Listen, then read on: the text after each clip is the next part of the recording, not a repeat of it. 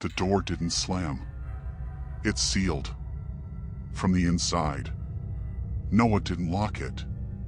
The text says God shut the door. And just like that, whatever was left outside, stayed outside. Forever. One moment, the world was noisy. People yelling, laughing, mocking. The next, it wasn't. Not because they finally understood. Because the fountains of the deep broke open. And by the time they realized, the silence was absolute. Because what happened next is the part most people miss. The world before the flood wasn't just corrupt. It was normal. That's the part people forget. People were eating, drinking, building, trading. Families grew. Cities rose. Systems thrived. But something was off. Deeply. The text doesn't say they were lazy. It says they were violent. The earth was filled with violence, says Genesis 6 verse 11. This wasn't chaos. It was an organized collapse of conscience. Whatever the civilization had built, it was advanced enough to ignore the weight of blood. And right in the middle of it, a man began building something impossible. A massive, coffin-shaped structure. No sails. No rudder. Just ribs of gopher wood sealed in pitch. Dry, inert, and waiting. Noah wasn't just building. He was warning. Not for a day. Not for a year. For 120 years. Imagine that. A century of hammering and ridicule. Men walked past with their sons, laughing. Women shook their heads in pity. Still at it, they'd ask. And Noah just kept going. Not because he was sure people would listen, but because he knew what would happen if they didn't. And the countdown had already begun. It didn't come out of nowhere. It came with warning and with time. 120 years of it. But time can be dangerous when it delays judgment. It turns warning into comedy. People didn't just ignore Noah, they performed their disbelief. What flood? Looks dry to me. If your God's so mad, why wait?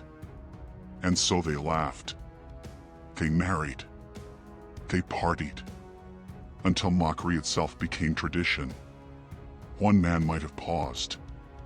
Just once. He saw animals pairing off calmly, unnaturally. Elephants. Birds. Things that don't normally walk together. He hesitated. Just a step. Then someone laughed, and he shook it off. Denial spreads like that. Even the strange weather didn't stop them. A new weight in the air. Winds that didn't blow right. But the crowd was still firm. So they kept walking. And the ark stood there mute, massive, and closed. Until something underground started to move. It didn't start with rain. It started with rupture. The fountains of the great deep broke open. That's not weather. That's tectonic. From beneath the crust, water surged. Superheated. Pressurized. Violent. And then, the sky. The windows of heaven were opened. Some scholars suggest that if a vapor canopy once shielded Earth, this moment shattered it. Water came from above and below, a full vertical collapse. Within minutes, terrain was gone. Valleys filled like upturned bowls. Mountains groaned as seams split apart. And people ran. But there was nowhere to run. Back at the ark, silence. The door was sealed. Someone screamed. Someone pounded. It didn't matter.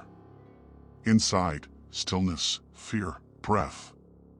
Outside, noise becoming silence. That's the shift. Not from disbelief to belief, but from mockery to mourning in a single unstoppable motion. And the water hadn't even peaked yet. Noah didn't steer the ark. He wasn't the captain. He was cargo. The ark didn't sail, it rose. Lifted by force.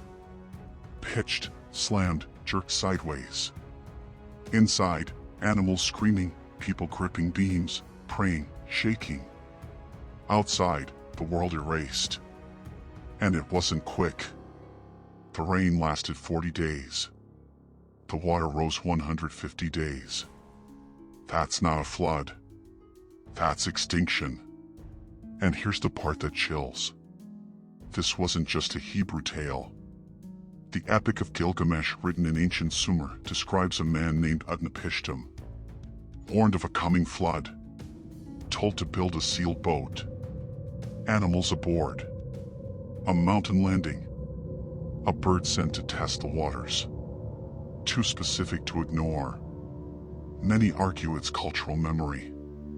A shared trauma so massive, civilizations couldn't forget even as the details warped. And what unites all these stories isn't just water. It's the door. That final, irreversible moment when survival ends. And whoever's outside no longer matters. Eventually, the rain stopped. The winds calmed. The water receded.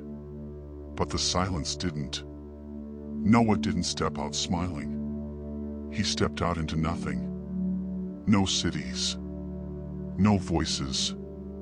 No mockers. No friends. Just land and memory. And the last recorded thing he did? He built an altar. Not a monument. Not a house. An altar. Because you don't step out of a graveyard and start over like nothing happened. You pause. You breathe. You remember what silence costs. And the door. That sealed, final, immovable door. It's not mentioned again. Because by the time it closed, the world was already over. But here's the question. If the world ended in noise, what would its silence sound like today?